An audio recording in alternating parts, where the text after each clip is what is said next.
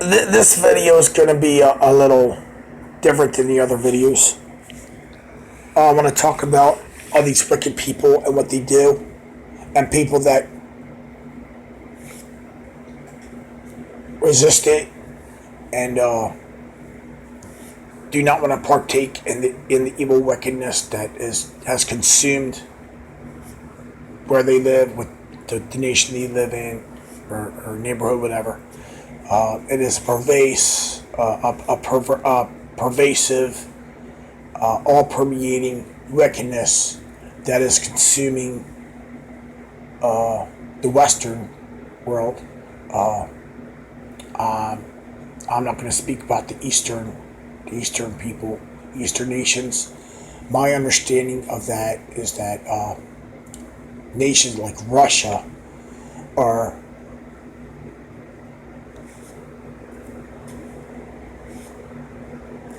squashing non-Christian immoral doctrines or practices and efforts to infect their culture with that stuff, and protecting their culture and their society and their nation from the evil, the wickedness that has consumed the West.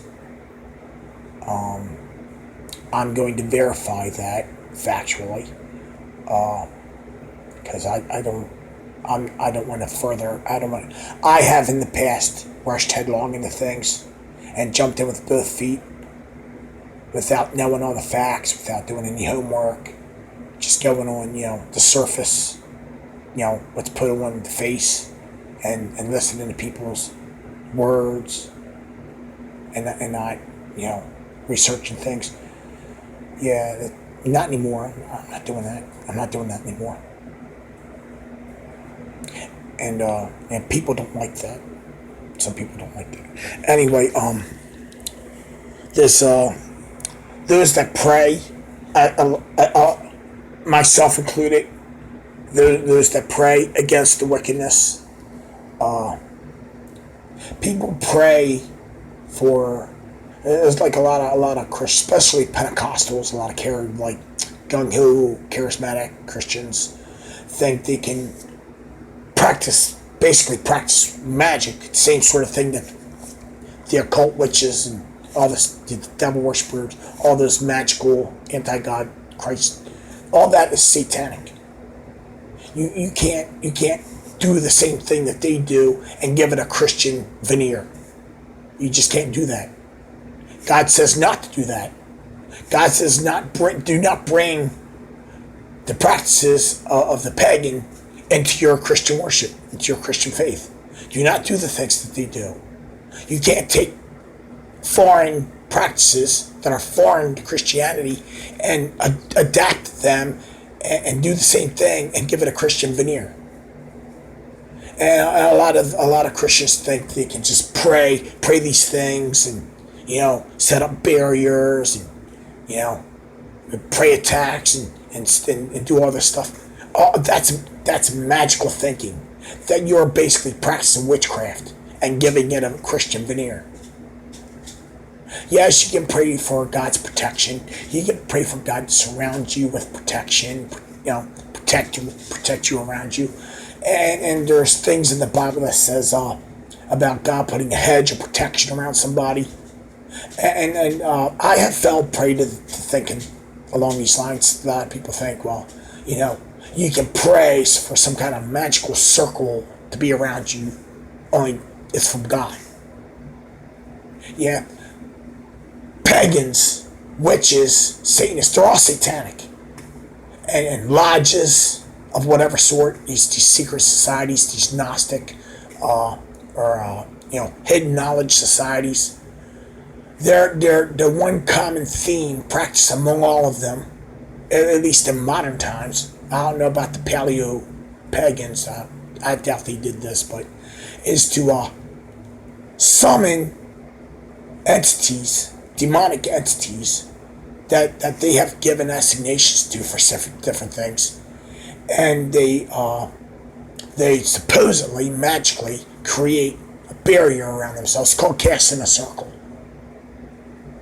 You cannot do that if you're a Christian. You cannot think you can do that and use God and angels to do it and give it a Christian veneer. That is, you are falling to demonic worship, the ways of the pagans, the ways of the ones that are antichrist.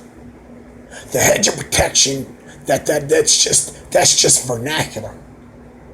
It just means that God has put in place protection around you, and God has made ways to protect you from evil, from the onslaught of the enemy. But it doesn't mean you're surrounded by some kind of magic, mystical energy circle from demons or whatever. It doesn't mean that. It doesn't mean you're inside of a bubble of some kind of magical energy. It just means that God's providing protection in your environment from the enemy. And it may not be visible or readily, seen. Just different things. Things work out. Things work out for you and against the enemy. Things the enemy do and lay traps for you. It tends not to work for them. You come out and God brings you through it, and you're better off, and to the detriment and basically surprise of the enemy. That's what that means. And offenses. You can pray for God to protect you from the enemy, and okay, look, you cannot pray to God. God's not a Santa Claus. Okay? You can pray. You're not going to pray. You pray for God to shield you from the enemy. That doesn't mean that overnight things that are happening to you are just going to suddenly stop.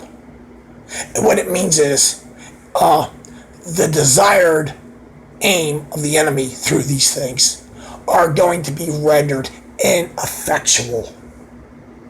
Even if you're physically, even if things are happening that make you think you're not in control of your mind or your body, you just stay resistant to the enemy and pray to God and follow God's statutes. Even those things will be ineffectual. And the enemy may think and laugh and mock, thinking they're winning and they've enslaved you, but they haven't. God will bring you through it, even on the day